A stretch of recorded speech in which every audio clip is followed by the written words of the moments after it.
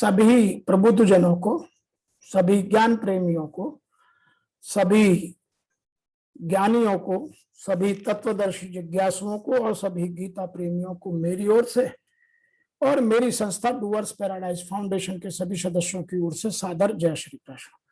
आज हम वर्तमान युग में आध्यात्मिक चिंतन की श्रृंखला के तहत गीता के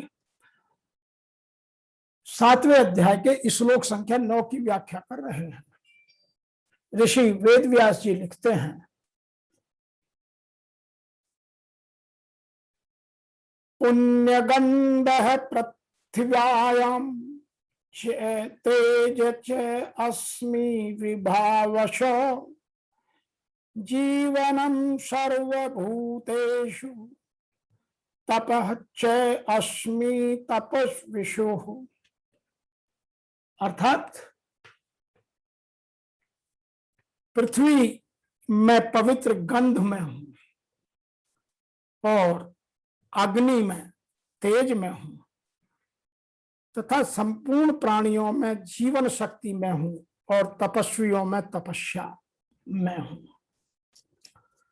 थोड़ी सी और व्याख्या यदि करें तो गंध और पृथ्वी, तेज और अग्नि, जीवन शक्ति और प्राणी, तप और तपस्वी, ये सबके सब कारण तथा कार्य एक भगवान ही है। आप यदि देखेंगे कि गंध और पृथ्वी कारण कार्य, तेज और अग्नि कारण कार्य, जीवन शक्ति और प्राणी कारण कार्य, तप और तपस्वी प्राण कार्य, लेकिन इन सबको करने वाले परमात्मा वह एक ही है। यह बात हमें जानना आवश्यक है। कुछ लोग इसको दूसरे भाव में भी कहते हैं, मैं पृथ्वी में पवित्र, शब्द, स्पर्श, रूप, रस, गंध, इस प्रसंग को इसके कारण यहाँ रूप तन्मात्राओं का ग्रहण है, इस बात को स्पष्ट करने के लिए उनके साथ पवित्र शब्द जोड़ा गया है।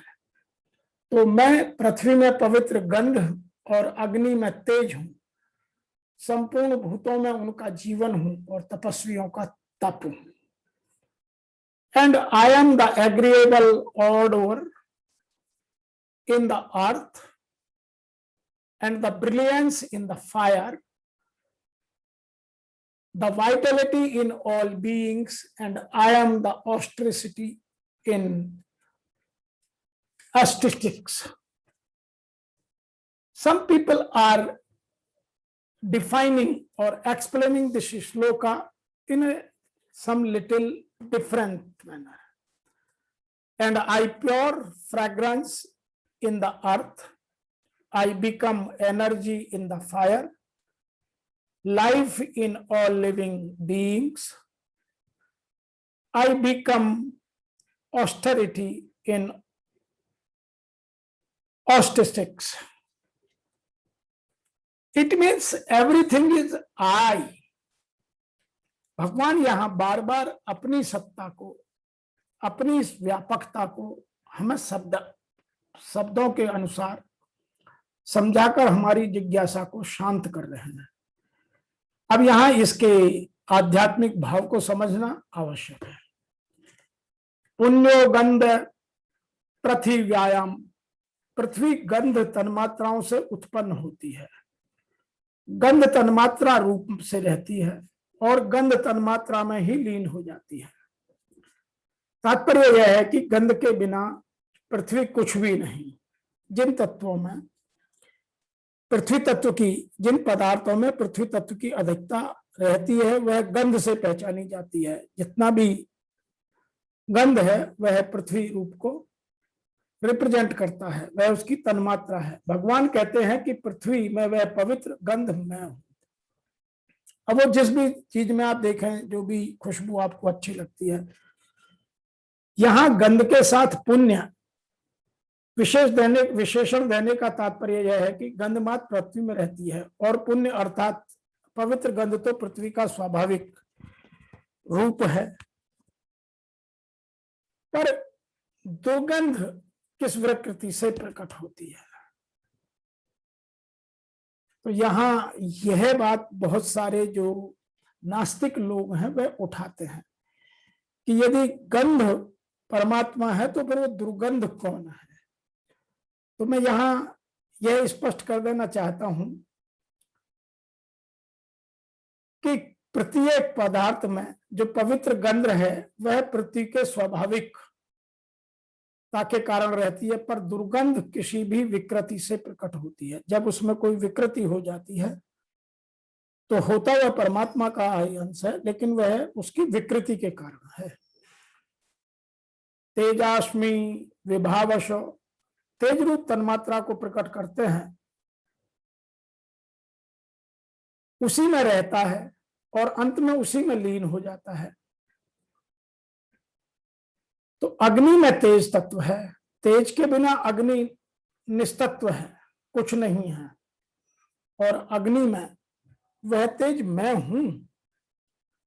जीवनम सर्वभूतेषु, संपूर्ण प्राणियों में एक जीवन शक्ति है, प्राण शक्ति है, जिससे सब जी रहे हैं।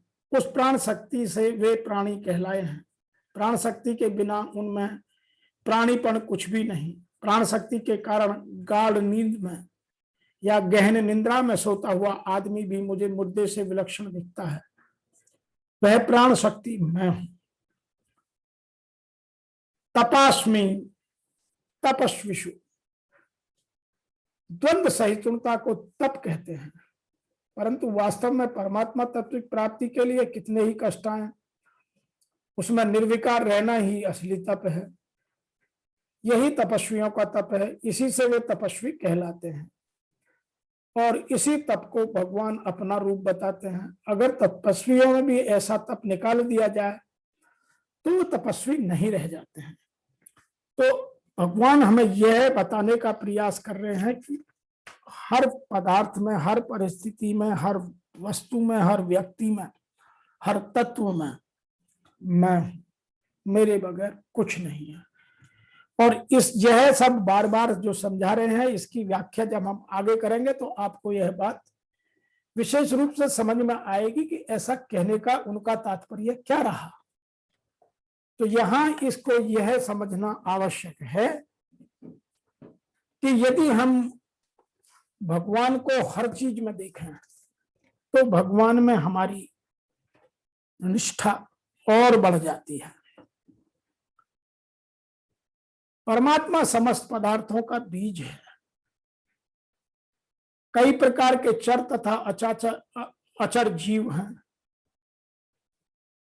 पशु हैं, पक्षी हैं, मनुष्य हैं, अन्य प्राणी सजीव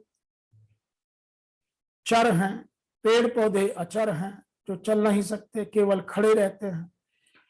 प्रत्येक जीव 84 लाख योनियों के अंतर्गत, जिनमें से कुछ चर हैं और कुछ अचर हैं, किंतु इन सबके जीवन का बीज स्वरूप परमात्मा है।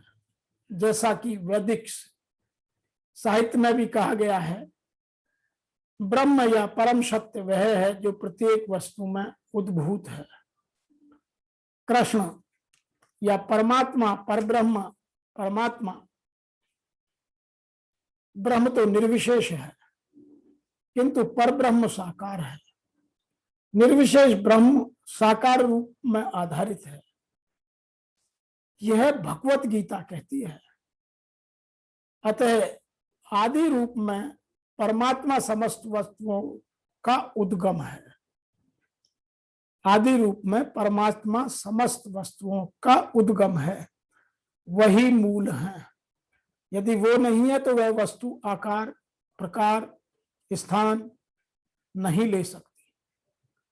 जिस प्रकार मूल सारे वृक्षों का पालन करता है, उसी प्रकार परमात्मा मूल होने के कारण इस जगत के समस्त प्राणियों का पालनहार है। और इसकी पुष्टि वैदिक साहित्य, यदि आपने कभी कठोपनिषद पढ़ा है तो उसमें करते हैं।